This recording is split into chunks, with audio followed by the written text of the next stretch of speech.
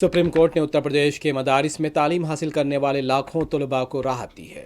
عدالت نے الہ آباد ہائی کورٹ کے اس فیصلے کو کالعدم کر دیا جس میں ہائی کورٹ نے یو پی مدرسہ ایکٹ کو غیر آئینی قرار دیا تھا۔ Chief justice D Y Chandrachud, justice J B Pardiwala اور جسٹس منوج مشرا کی بینچ نے اپنے فیصلے میں یو پی مدرسہ ایکٹ کو آئینی قرار دیا۔